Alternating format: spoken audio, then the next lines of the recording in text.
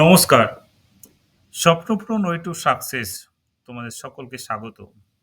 শুরু করছি আজকের প্রস্তুতি। আজকেই কেন্দ্রীয় বাজেট পেশ হয়েছে। আমাদের বর্তমান অর্থমন্ত্রী নির্মলা সীতারামন ২০২৫ সালের বাজেট সংসদে পেশ করেছেন। সেখানে খুব উল্লেখযোগ্য কতকগুলো বিষয় তিনি তুলে ধরেছেন, যেটা এই সাময়িক কালে যে বাজেট আমরা দেখেছি বেশ কয়েক বছর ধরে যে বাজেট হয়েছে তার থেকে একটু অন্যতম। অনেক কিছু চমক এবারের বাজেটে দেখা গেছে। তো সেই জন্যে এই বাজেট সামনের পরীক্ষার জন্য খুব গুরুত্বপূর্ণ। এবারে বিশেষ যে বিষয়গুলো এবারের বাজেটে ধরা পড়েছে তার মধ্যে অবশ্যই ইনকাম ট্যাক্সের বিষয়টা আসছে। ইনকাম ট্যাক্স বিরাট পরিবর্তন একটা লক্ষ্য করা যাচ্ছে। এছাড়া বহু জিনিস যেটা নতুন এবারে বাজেটে সেগুলো নিয়েই আমরা এবারে আজকের আলোচনা। এবারে ২০২৫ বাজেটের অন্যতম বিষয়টা ছিল আয়করে বিরাট ছাড়। এটা বলা হচ্ছে যে বাজেটে মধ্যবিত্তের জন্য বড় ঘোষণা। অর্থমন্ত্রী নির্মলা সীতারামন ঘোষণা করেছেন অর্থমন্ত্রী নির্মলা সীতারামন। এটা তো আমরা বিভিন্ন খবরে দেখতে পাচ্ছি যে আয়করে বিরাট ছাড়। তো আয়করে ছাড়টা ঠিক কেমন সেটা নিয়েও আমরা আলোচনা করব। এছাড়া আর কি বলেছে এবারের বাজেটে সেই নিয়েও বিস্তারিত আলোচনা থাকবে। এবারে বাজেটে যে কথাটা বলা হয়েছে সেটা হচ্ছে ১২ লক্ষ টাকা পর্যন্ত আয়ের ওপর কোনো আয়কর নেই। অর্থাৎ কারো ইনকাম যদি ১২ লক্ষ টাকা হয় তাকে কোনো আয়কর দিতে হবে না, কোনো ট্যাক্স দিতে হবে না। এটা একটা করদাতা যারা ট্যাক্স দেয় তাদের জন্য বিরাট স্বস্তি। বিরাট ভালো খবর একটা যে ১২ লক্ষ টাকা পর্যন্ত যদি কারো আয় হয় তাহলে তাকে কোনো ট্যাক্স দিতে হবে না। কিন্তু অপরদিকে দেখো যেটা বিষয় হচ্ছে ৪ লক্ষ টাকা পর্যন্ত বার্ষিক আয়ে কোনো ট্যাক্স নেই, 0% হারে ট্যাক্স। ৪ থেকে ৮ লক্ষ টাকা পর্যন্ত বার্ষিক আয়ের উপর ৫% ট্যাক্স। তো এই যে ৫% কর বা ট্যাক্স যে কথাটা বলা হচ্ছে, এটা কেন বলা হচ্ছে? ১২ লক্ষ পর্যন্ত কোনো তো আয়কর নেই, আয় নেই। তাহলে আবার বলছে ৪ লক্ষ থেকে ৮ লক্ষ টাকা পর্যন্ত, অর্থাৎ যাদের ইনকাম ১২ লক্ষর উপরে তাদের জন্য কিন্তু এই ট্যাক্সের ব্যাপারটা আসছে। তাদের জন্য কিন্তু লাগবে। ১২ লক্ষ টাকা পর্যন্ত যাদের আয় তাদের জন্য লাগবে না এটা বলছি না, লাগবে। কিন্তু তাদের ট্যাক্স দিতে হবে না বলে তাই তাদের কথাটা এখন বলছি না। কিন্তু তাদের জন্য কি লাগবে, ট্যাক্স লায়াবিলিটি লাগবে সেটাও কিন্তু আমরা আলোচনা করছি। তবে ১ম এ দেখে নিই যেকোনো বিষয়ে ট্যাক্স আলোচনা করতে গেলে আমাদের ট্যাক্স স্ল্যাবটা জানতে হবে। তারপর সে কতটা ছাড় পাবে, ট্যাক্স দিতে হবে কি দিতে হবে না সেটা পরে আমরা দেখছি। তাহলে ৪ লক্ষ টাকা পর্যন্ত কোনো ট্যাক্স লাগবে না, 0% রেট। ৪ থেকে ৮ লক্ষ টাকা এর উপরে ৫%, ৮ থেকে ১২ লক্ষ টাকা তার উপরে ১০% ট্যাক্স। অবশ্যই এটা বার্ষিক আয়।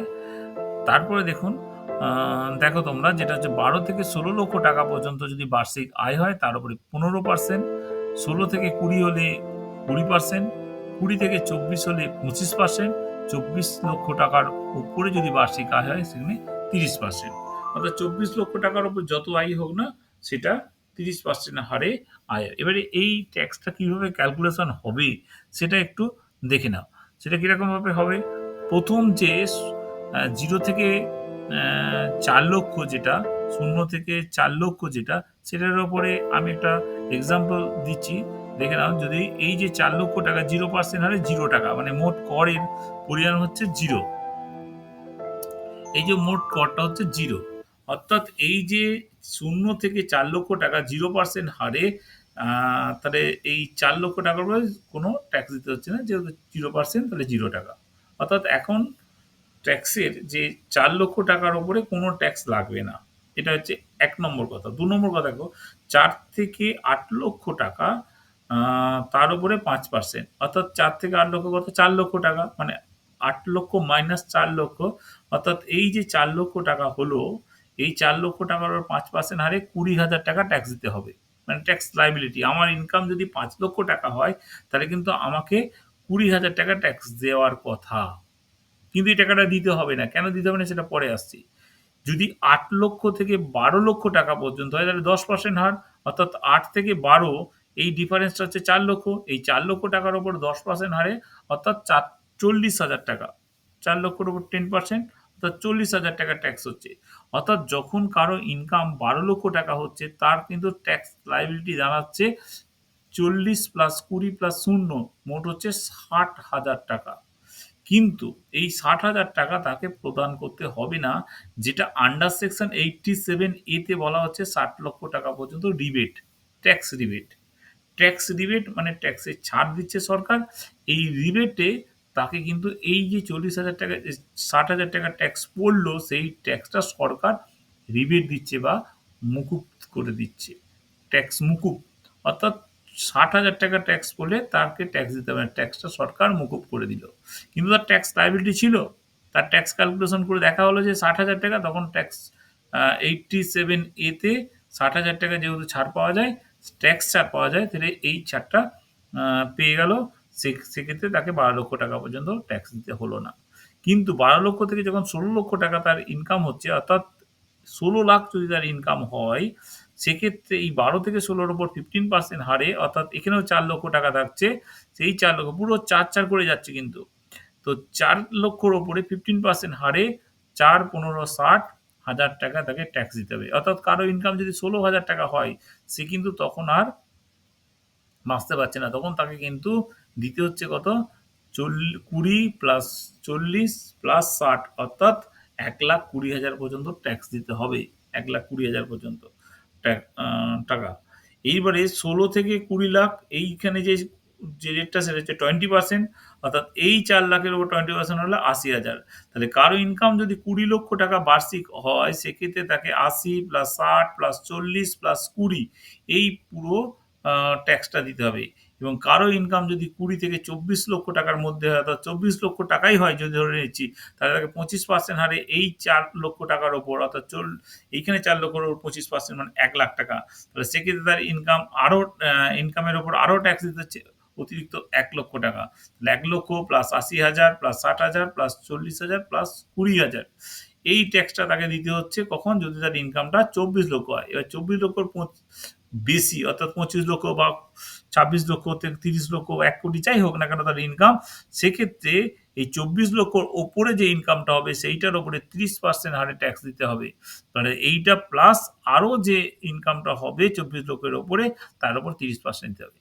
এইবার একটা কথা বলি, অনেকে বলছে যদি 20 মানে 12 লাখের ওপরে এবং 12,75,000-এর নিচে যদি কারো ইনকাম হয়, বার্ষিক ইনকাম হয়, সেক্ষেত্রেও কিন্তু তার কোনো ট্যাক্স লাগবে না। কেন লাগবে না?